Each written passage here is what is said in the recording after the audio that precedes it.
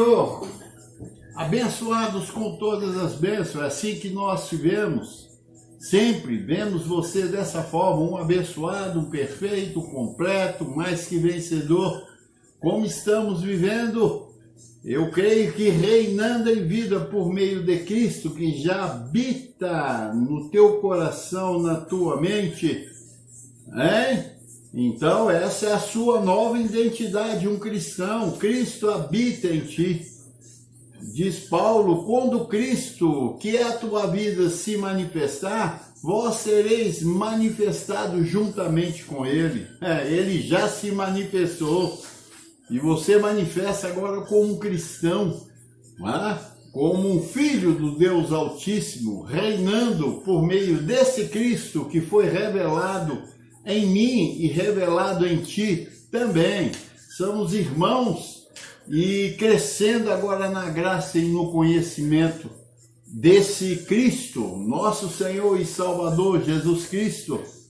E eu quero saudá-los, com a graça do nosso Deus e dizer que ainda está aí a pandemia, o vírus, continua, e nós continuamos reinando também.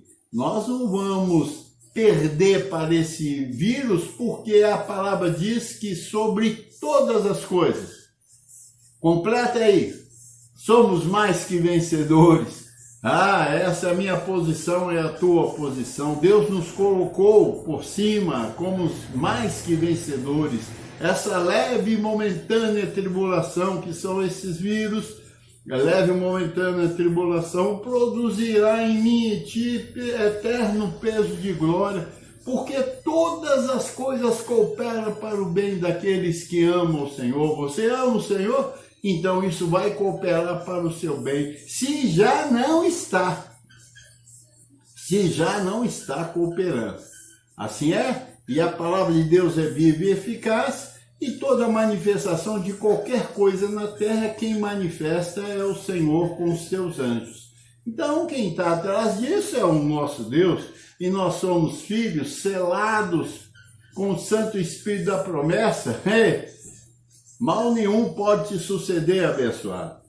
E eu quero estar aqui falando sobre algo interessante nesses momentos. São momentos de quê? De oração, sim, de ouvir e orar. Porque você pode só orar se você ouviu. Está na tua mente, porque a boca fala do que está cheio, o quê? A tua mente.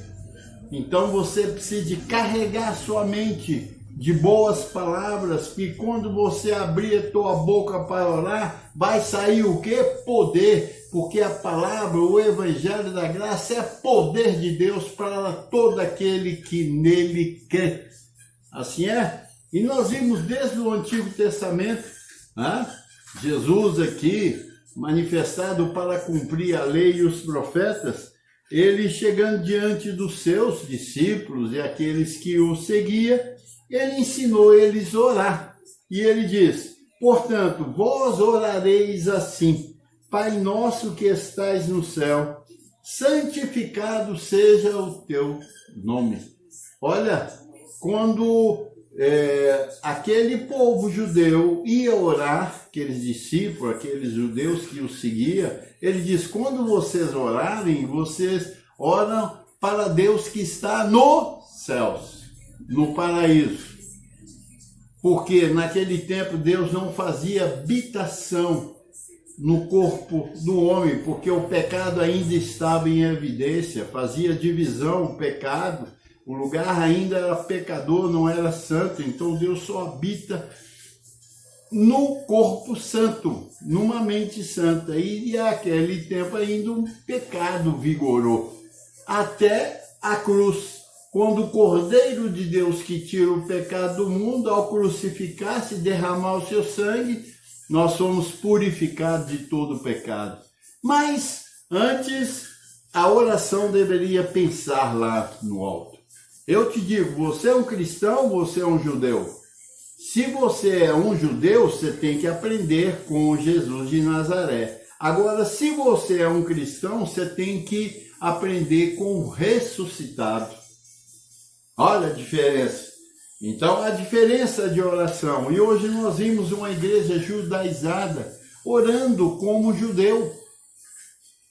Orando como judeu, de mãos para o céu. Senhor, Senhor, Senhor, nos socorra. Ó Senhor, faz isso. Ó Senhor, peço isso, isso e aquilo. Senhor, vem Espírito. Eles estão vivendo antes da cruz, porque depois da cruz é outra história.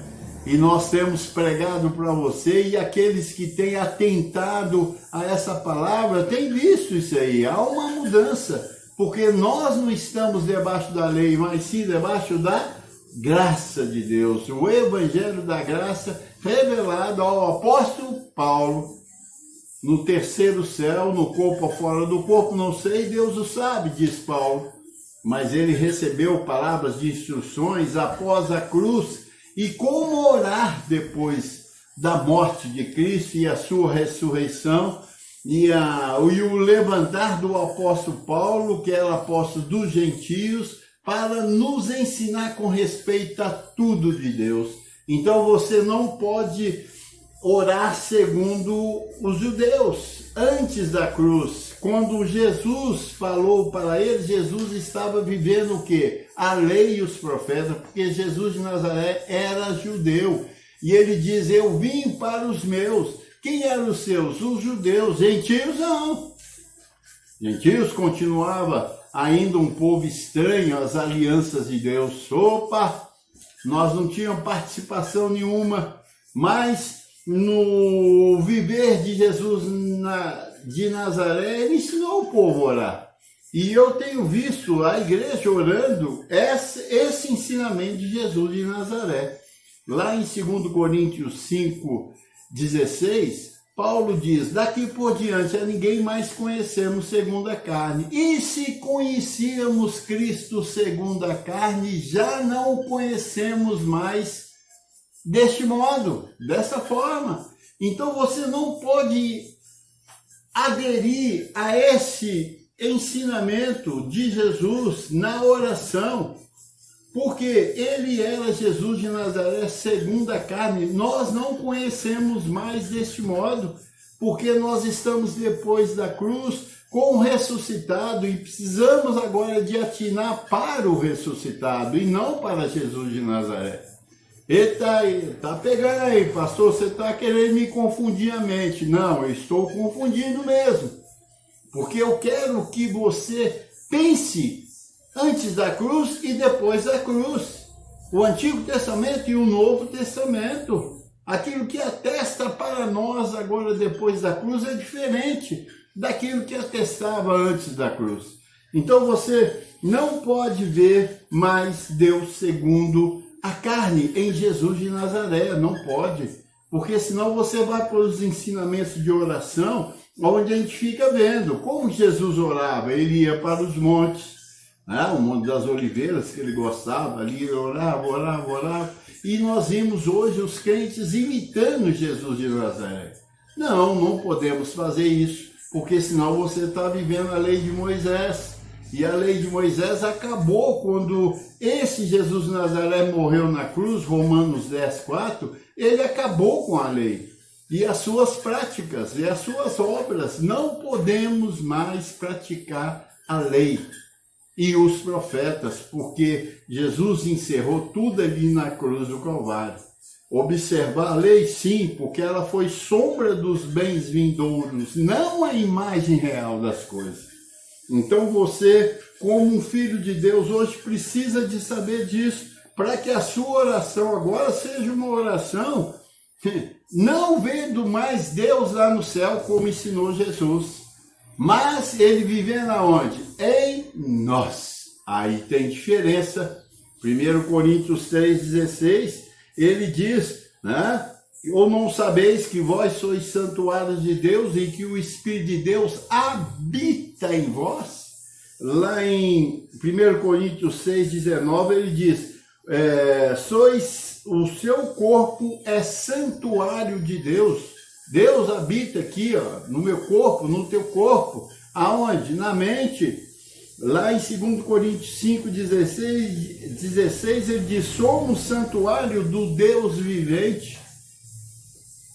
Olha, meu irmão, são muitos versículos, e Paulo apoia muito aqui em Coríntios isso, porque a igreja de Corinto, ela era muito religiosa, e gostava de ídolos, de habitação, de ficar orando, pedindo aos ídolos. Havia muita confusão, um sincretismo religioso muito forte em Corinto, porque era uma igreja portuária, muitos deuses se cultuavam aí.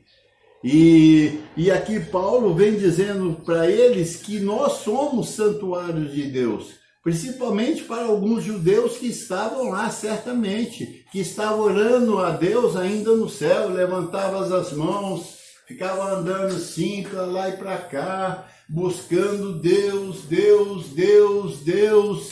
Então Paulo diz, não sabeis que vós sois santuários de Deus, sois templo do Deus vivente? Então a sua oração agora, ela muda. Porque uma vez você tem o Senhor, você é o quê? Um abençoado com todas as bênçãos. Então você está liberado para ter sucesso em tudo quanto você intentar quando orares. Ele diz lá em 1 Tessalonicenses, Paulo 5,17, porque nós apoiamos a oração.